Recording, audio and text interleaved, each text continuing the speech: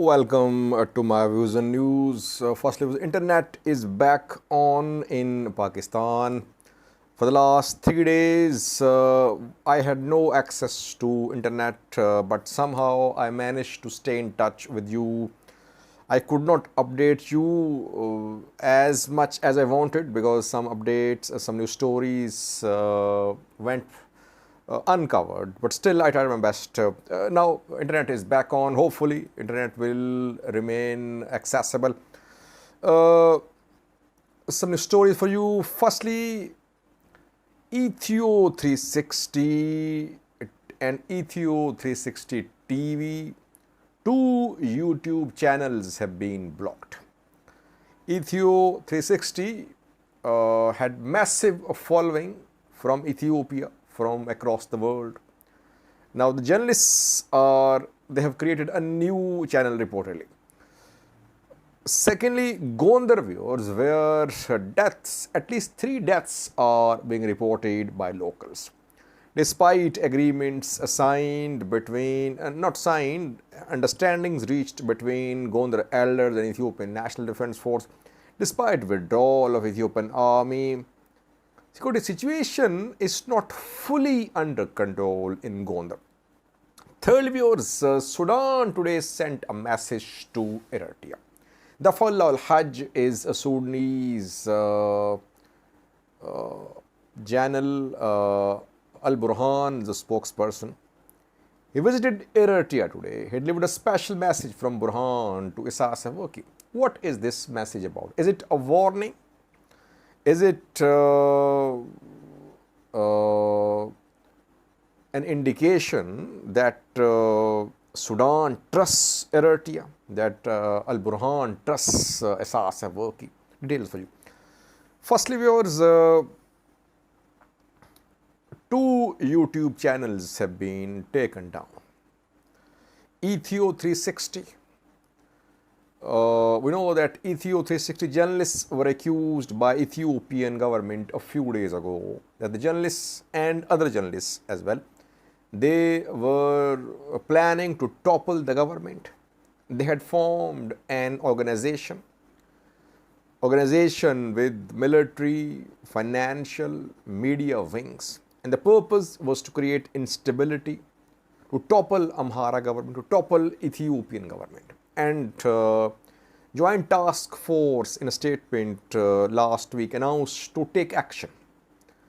Several journalists were named, including Maskar Mabira, Kubze Sisse.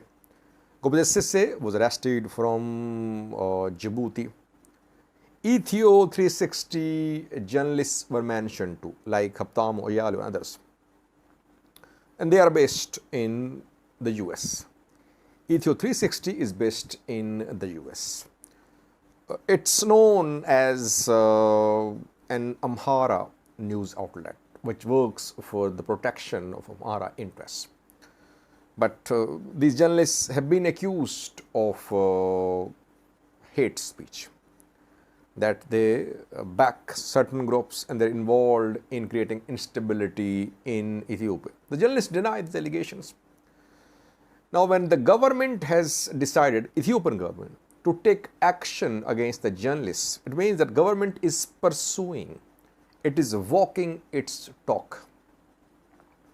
The two Ethio 360 banned, YouTube took it down. Obviously, it could be due to a complaint from Ethiopian government. And Ethio 360 created a backup channel by the name of Ethio 360 TV. Ethio 360 TV has also been blocked. Both are not accessible. Haptamo Ayaleo just a few minutes ago shared a new link to another YouTube channel, 360 Studio One. He said that he would continue his work, he and his colleagues, on 360 Studio One, another YouTube channel. Let's see, will this new channel be allowed to, YouTube channel, be allowed to operate or not? Now, Ethiopian government is after these journalists. Kubze Sisse was arrested from Djibouti.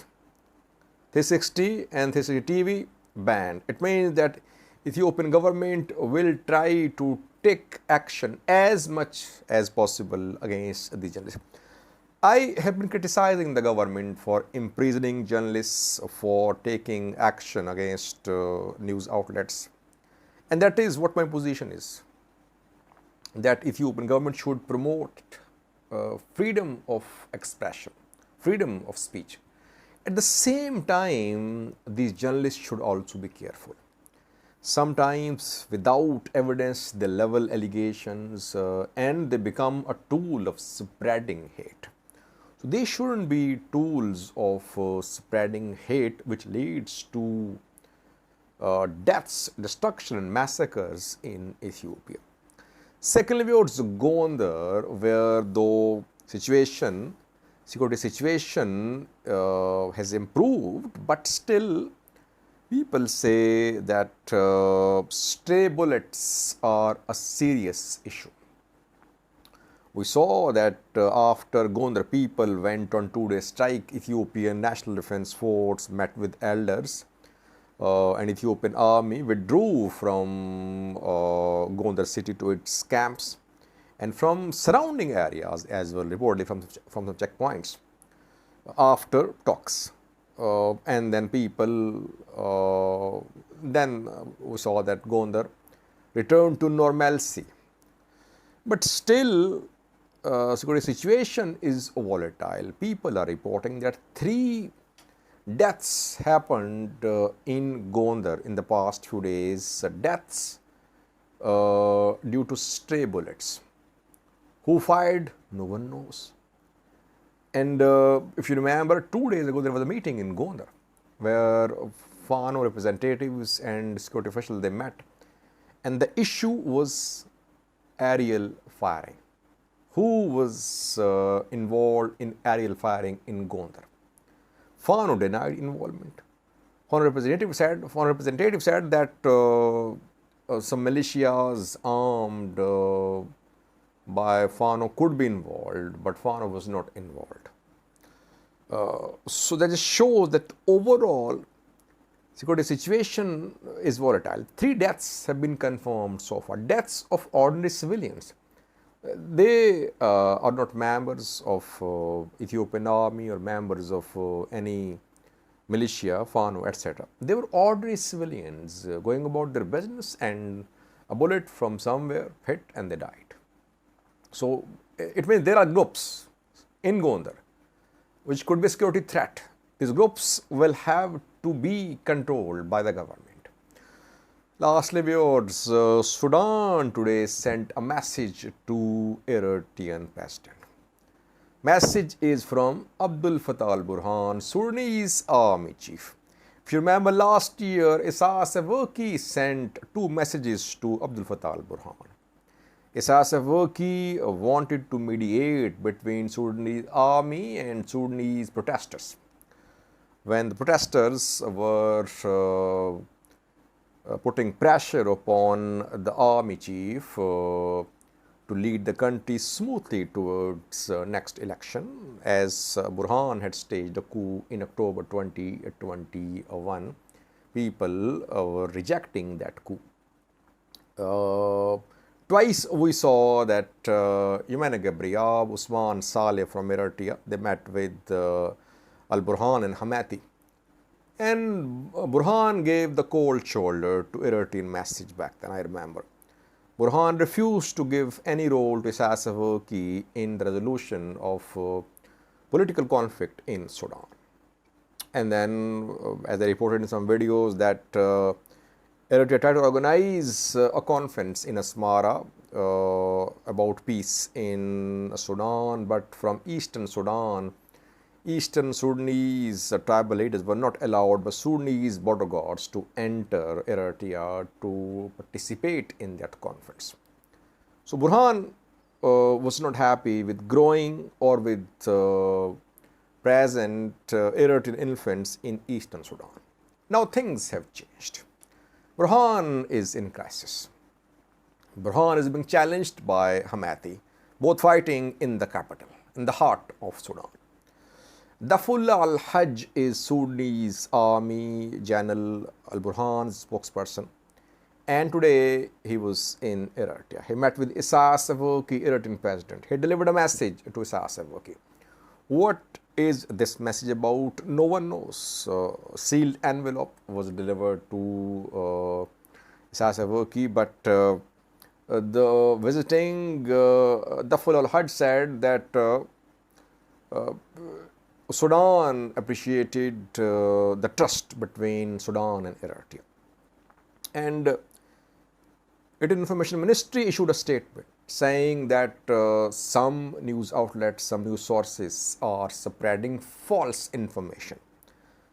Information like Eritrea in alliance with UAE is providing safe havens to rapid support force members. And the ministry said that in today's talks, the president urged the two parties that they should sit at the table and work towards ceasefire. This is official position, but we don't know what was the actual message. Was it a warning from Burhan to Isaias Afwerki? Was it a request for support? Maybe Burhan needs support from Isaias Afwerki against RSF. We'll have to wait a little. Though several analysts have been claiming that Eritrea is involved in Sudan. I have been saying that Eritrea could be involved in future if this conflict goes on. I never said that practically Eritrea or Ethiopia are involved in Sudan. I have been saying that the two could be involved in future if this conflict continued. Who will they support? That remains to be seen. Hemeti visited Eritrea a few months ago. He visited Ethiopia as well last year. And I have seen Eritrean activists, government-backed activists, pro-government activists, journalists. They are all supportive of rapid support forces. Though Isaias Afwerki, the president, in an interview about Sudan a few days ago said that Eritrea was not backing any party. It wanted the two parties to resolve their issues on their own, and IGAD could be involved. And today as well, the two sides, especially Eritrean president, talked about IGAD. There should be a regional platform to resolve the crisis. But before that, Sudanese on their own should resolve this issue. Eritrea obviously would not like any Western presence, intervention in Sudan. What about Arab intervention in Sudan? Because today we saw an agreement, signing of an agreement in Saudi Arabia, which we'll discuss in coming videos. So far, the government, Eritrean government says that Eritrean government is neutral. It is not backing any parties. It thanked the Sudanese visitor at the Dafullah al-Hajj. Let's see. Hopefully in coming days things will come out. Thank you for watching.